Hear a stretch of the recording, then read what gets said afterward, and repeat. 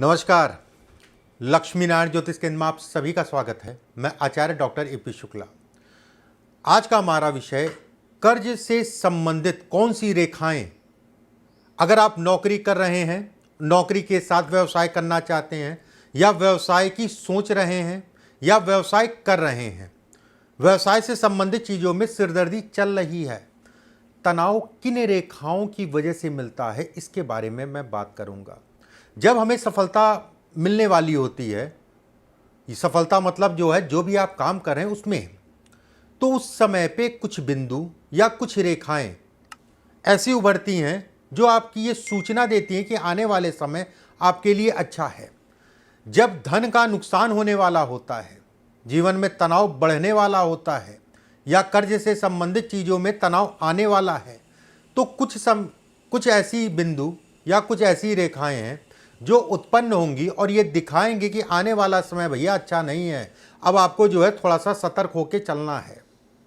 मैं ये नहीं कहूँगा, जो भी मैं रेखाएं या निशान या जो भी चीज़ें मैं बताऊँगा आपको, व्यवसाय से संबंधित चीज़ों में नुकसान के लिए या फ़ायदे के लिए ऐसा मत करिएगा कि अपना काम बंद कर दीजिए। ये ज़रूर मैं कहूँगा, थोड़ा सा आँख कान खोल के चलिएगा, सतर्क होकर चलिएगा।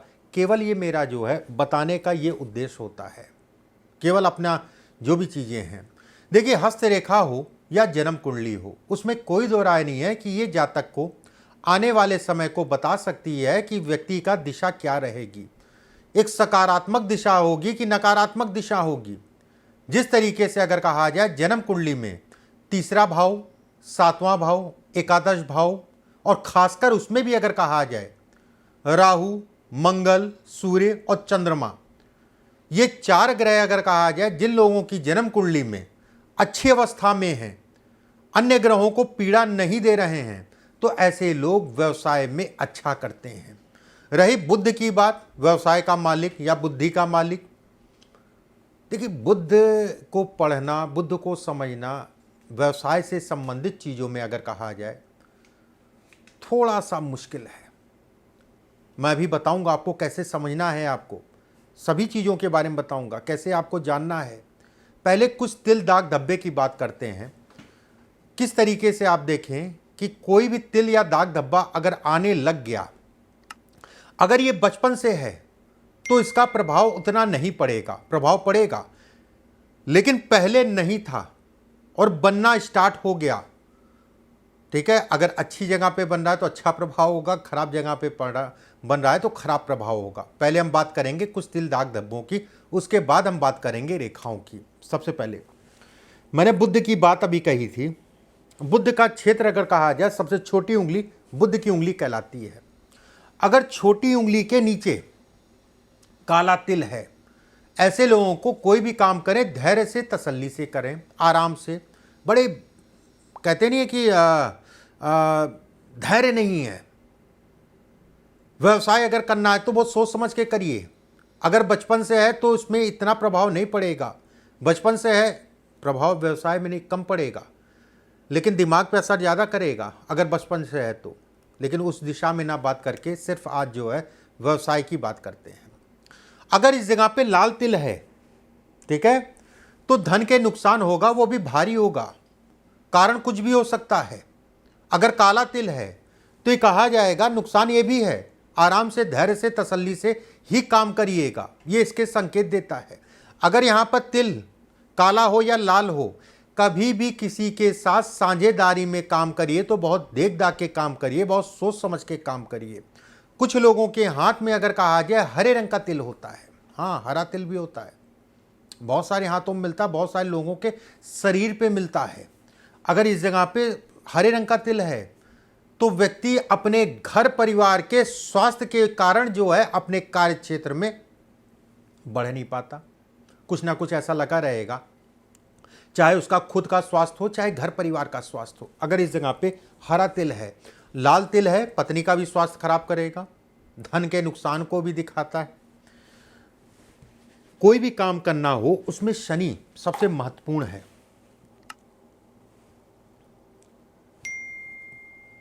ये होता है पर्व, ठीक है, सभी उंगलियों में पर्व होता है। किसी की उंगलियों में अगर कहा जाए 3 पर्व होता है, किसी की उंगलियों में 4 पर्व होता है।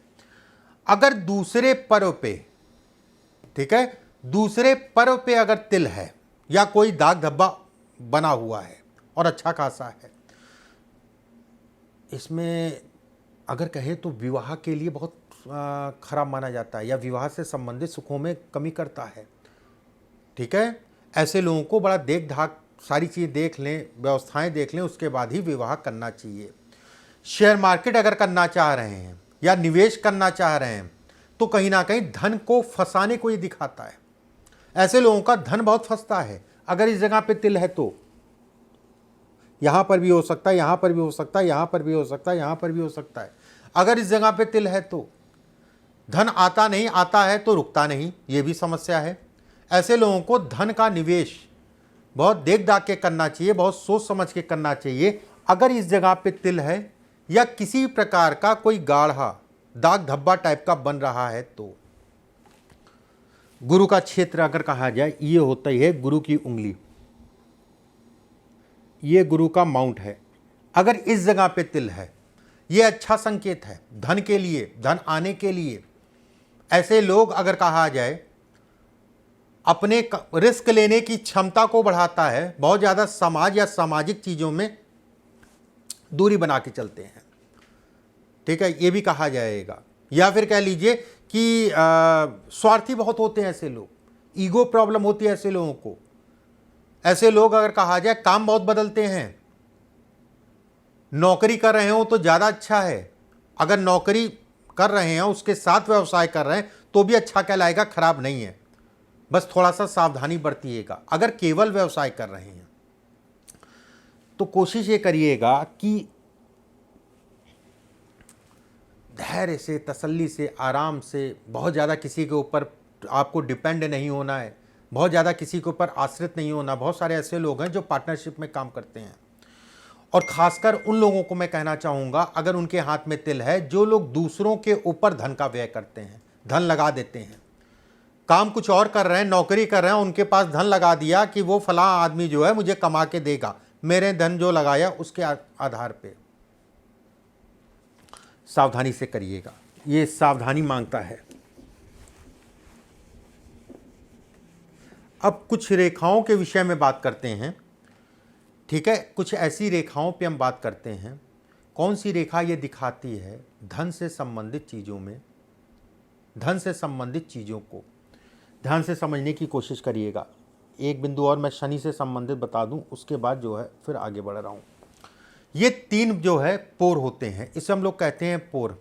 खासकर अगर कहा जाए बीच का पोर, बीच का मतलब ये वाला दूसरा पोर, खासकर अगर कहा जाए बीच का पोर बेहद महत्वपूर्ण होता है। जिन लोगों का बीच का पोर छोटा है और नीचे वाला पोर लंबा है, ये वाला पोर छोटा है, ये वाला पोर लंबा है, फिर से समझिएगा, 3 पोर होते हैं, बीच वाला पोर जो है छोटा है और ये वाला पोर लंबा है, तो ऐसे में भी ये कहा जाएगा कि व्यक्ति को व्यवसाय या व्यवसाय से संबंधित चीज़ों में बड़ी सावधानी रख के ही चलना पड़ेगा। ये भी अच्छा संकेत नहीं है। ठीक है, ये भी अच्छा संकेत नहीं है। एक चीज़ और मैं बता देता हूँ, जब शनि की बात की है, अगर इस जगह पे चेन बन रही है और चेन ये ज़्यादा है, मतलब इस टाइप से चेन जो है जैसे मैंने बनाई इस टाइप से यहाँ बन रही हो, और दूसरे पर्व पे मछली का साइन, जैसे फिश साइन इसको आप लोग कहते हैं, मैं तो इसको नहीं मानता हूँ फिश साइन। मुख्यतः अगर कहा जाए ये फिश साइन है, ये बहुत शुभ चिन्हों में से एक चिन्ह कहलाता है, बेहद शुभ चिन्हों में से एक चिन्ह कहलाता है अगर ये कहा जाए। ठीक है, बहरहाल आप लोग की भाषा में अगर कहें तो ये मछली का साइन, अगर इस जगह पे उल्टी मछली का साइन या वी की आकृति हो, ठीक है, उसके साथ में चेन हो, तो ये कहा जाएगा धन आने में कोई दिक्कत नहीं है, धन आएगा। लेकिन ऐसे लोगों का धन बहुत फंसता है। ऐसे लोग अगर कहा जाए आलसी होते हैं, अपने आलस्य के कारण अपनी चीजों का जीवन में नुकसान करते हैं, दूसरों पे आश्रित रहते हैं, और दूसरों पे आश्रित रहने की आदत होती है कि वो तो कर ही लेगा, मेरा पार्टनर है। फला आदमी जो है मैं उनको जानता हूँ, बड़ा ईमानदार, वो तो कर ही लेगा। मत करिएगा, ये अच्छा संकेत नहीं है। 10 दिन वो करेगा और 12वें दिन धोखा लगेगा। उसके बाद जो है अपनी बेवकूफ़ी, अपनी जल्दबाजी में, या फिर कह लिए दूसरे पर बहुत ज़्यादा ट्रस्ट करके अपनी चीज़ों का व्यक्ति नुकसान करेगा।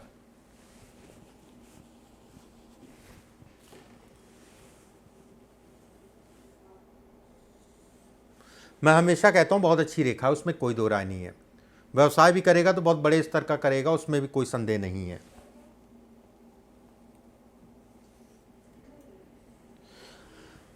अब ये भाग्य रेखा से एक रेखा बुध की तरफ जाए, ये भी बहुत अच्छी रेखा है। जीवन में बहुत तरक्की देगी, जीवन में अच्छा खासा तरक्की देगी, ये उसके संकेत देता है।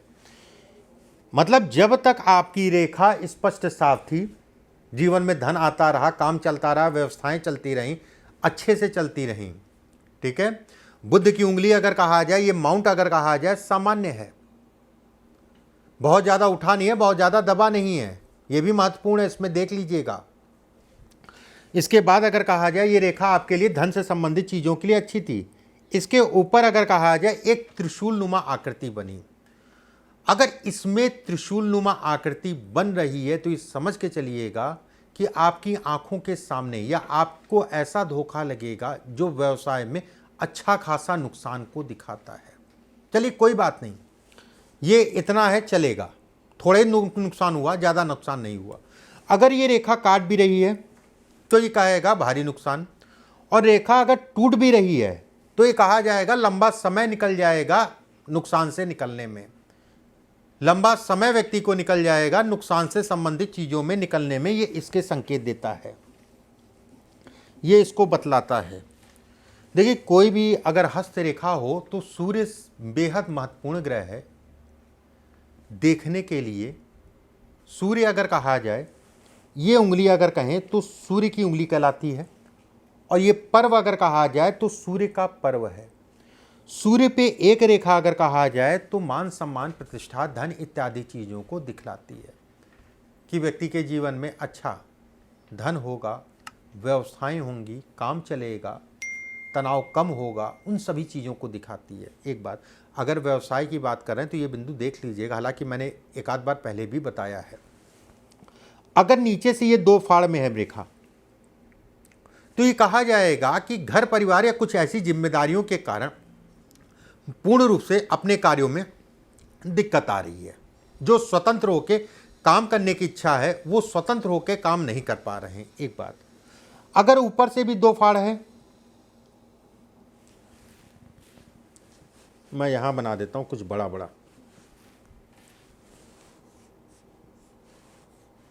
अगर ऊपर से भी 2 फाड़ है तो ऐसे में कहा जाएगा कि व्यक्ति जहां पर भी काम करेगा कोई ना कोई ऐसा मिलेगा उसके पैर पकड़ के खींचने वाला, ठीक है। अगर ये रेखा, कोई रेखा आके इसको काटे, पहले इतना समझ लीजिए, अगर कोई रेखा आके मिल रही है तो ये आपको सपोर्ट करने वाली रेखा कहलाएगी, मतलब इसके दुर्योगों को कम करने वाली रेखा कहलाएगी। अगर रेखा ये काट के ऊपर जा रही है तो ये कहा जाएगा कि बहुतेरा पैसा था वो धीरे धीरे धीरे धीरे जो है निकलना शुरू हो जाएगा। और उसके बगल में 2 रेखाएं और कट रही हैं तो ये कहा जाएगा कि राजा के घर में भी पैदा हुआ हो व्यक्ति, राजा के घर में पैदा और अरबों रुपए की संपत्ति थी, वो धीरे धीरे धीरे धीरे करके निकल जाएगी। मान लीजिए आप राजा के घर पैदा नहीं हुए, मान लीजिए आपके मंगल के कारण, शनि के कारण और गुरु के कारण आपको जो है धन आया, ठीक है, धन आया, लेकिन ये धन अगर कहा जाए तो ये फंसाएगा और तगड़ा फंसाएगा। देखिए एक चीज समझिए, जन्म कुंडली में भी जैसे बहुत सारे लोगों का एक दिमाग में चलता रहता होगा कि मेरा तो सूर्य बहुत अच्छा है जन्म कुंडली में, और हाथ में अगर कहा जाए तो सूर्य की रेखा भी बहुत अच्छी होगी, ठीक है। अब जिन लोगों का सूर्य अगर कहा जाए जन्म कुंडली में नीच का है और उसके बाद भी बढ़िया से सूर्य की रेखा बनी है तो कैसे, ना कटी है, ना टूटी है, ना किसी प्रकार का अवरोध है। जन्म कुंडली अगर कहा जाए हस्त रेखा में अलग है।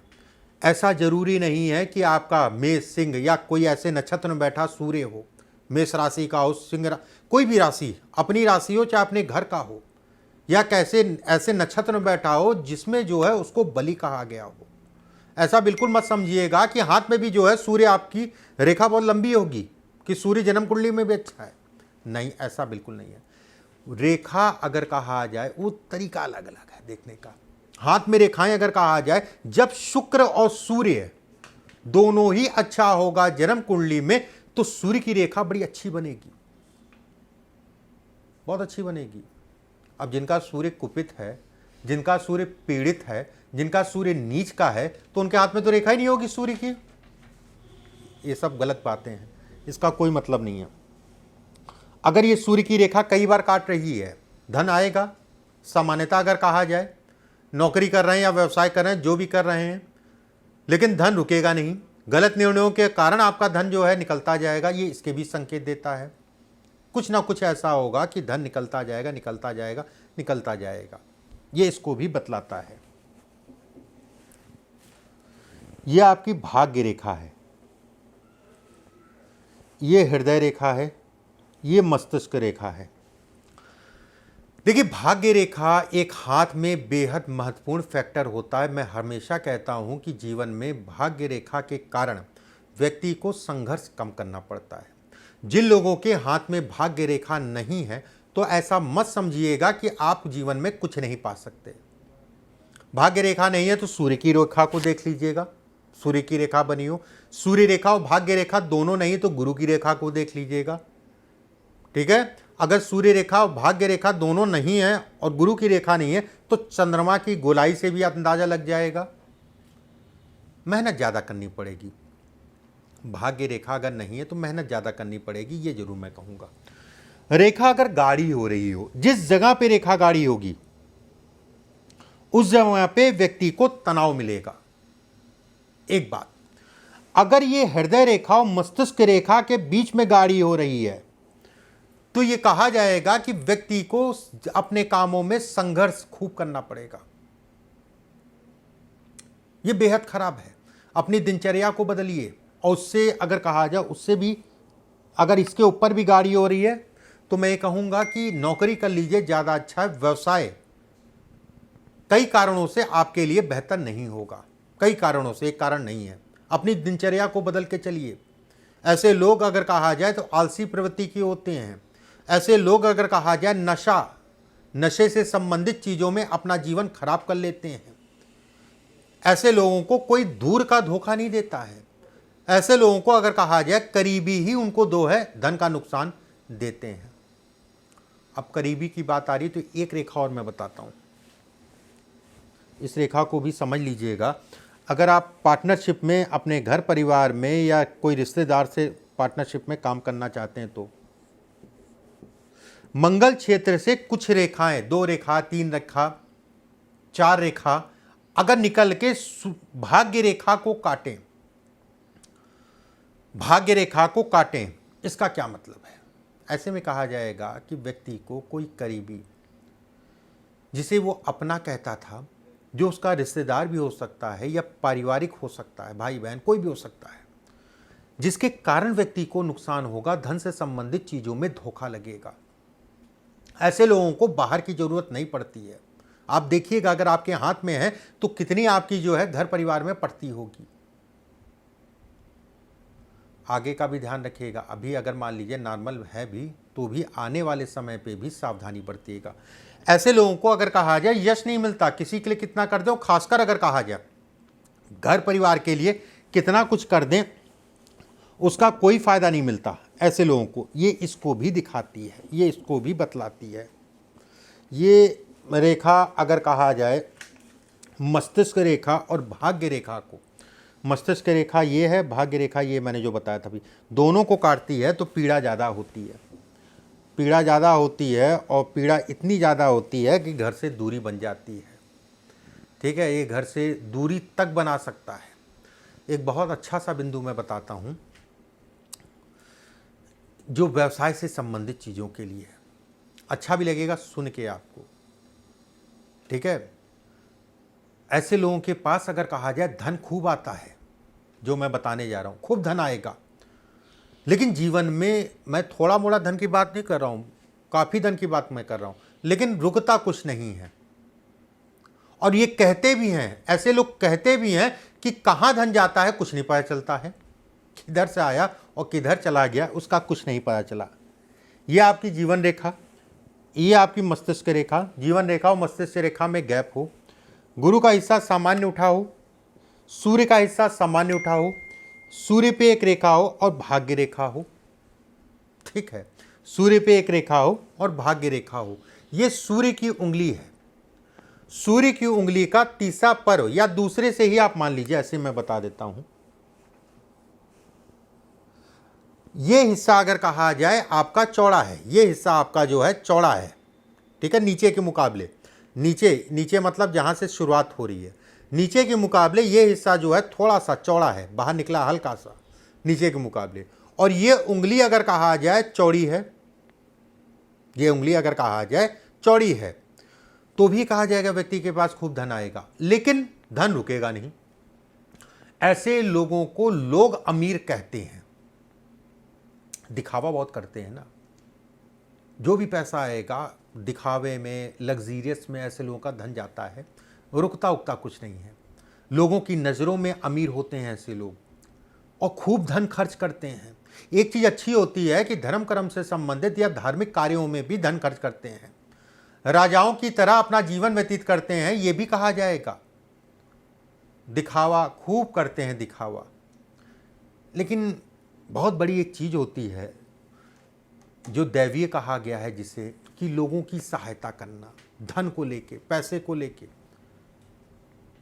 लोगों की सहायता करते हैं कि उनको फला को जो है वो परेशान, उसको दे दिया, मतलब सहायता। या राजाओं के समान ऐसे लोग जीवन व्यतीत करते हैं, राजाओं का जीवन अगर कहा जाए ऐसे लोग जीते हैं। और व्यवसाय के लिए भी जो मैंने आपको बताई ये रेखा बेहद अच्छी है, बेहद अच्छी रेखा है।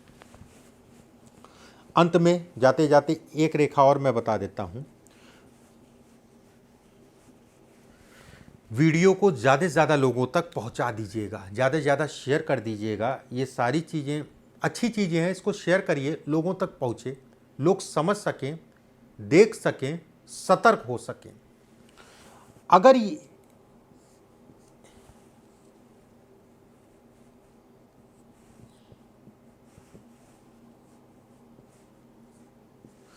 अगर आपकी 10 उंगली में, 10 मतलब ये दोनों 10 उंगली में दूसरा पर्व लंबा है, अरे किसी उंगली में हल्का फुल्का बराबर भी है तो कोई बात नहीं, एक दो उंगलियों में, 10 उंगलियों में अगर ये बीच का पर्व लंबा है तो भी ये कहा जाएगा कि व्यक्ति सफल व्यवसायी बन सकता है।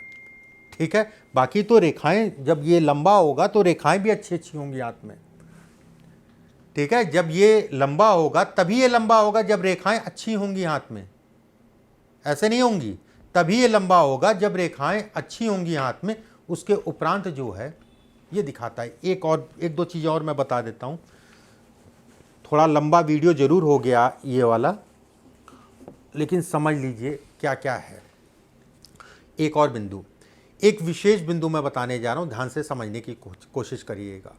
बुध का नाखून अगर छोटा है, बुध की उंगली का नाखून अगर छोटा है और बुध की उंगली ऊपर से गोल है, ठीक है, बुध की उंगली ऊपर से गोल है और बुध का नाखून अगर छोटा है, चंद्र आकृति जो बनती है बहुत बड़ी है, ठीक है, बहुत बड़ी है, तो ये अच्छा नहीं है। अगर नहीं है तो ठीक है। ऐसे लोगों को भी व्यवसाय में बहुत सावधानी से चलना चाहिए। फिर से मैं बता देता हूं, बुध की उंगली जो है ऊपर से, ठीक है, चकोर है, बुध की उंगली ऊपर से चकोर है, पतली नहीं, चकोर टाइप की है। और ये हिस्सा, ये नाखून जो है आपका छोटा है। आकृति अगर कहा जाए, चंद्र आकृति बहुत बड़ी है। व्यवसाय में सावधानी रखिएगा और खासकर उसके साथ में यहाँ पर जालनुमा आकृति है, तो कोशिश ये करिएगा नौकरी कर लें तो ज़्यादा अच्छा है, या व्यवसाय करिए तो किसी को पार्टनरशिप में, अपने घर परिवार में जिसको भी आप मानते हो उसके साथ पार्टनरशिप में और राय लेने के उपरांत दूसरों की, फिर व्यवसाय शुरू करिएगा। अच्छा नहीं है, खराब माना जाता है। और कभी भी जीवन में धन का लेन देन बहुत सोच समझ के ही करिएगा। अगले वीडियो में फिर आप सभी से मुलाकात होगी। परमात्मा आप सभी को स्वस्थ रखे, सुरक्षित रखे। अभी के लिए बस इतना ही। नमस्कार।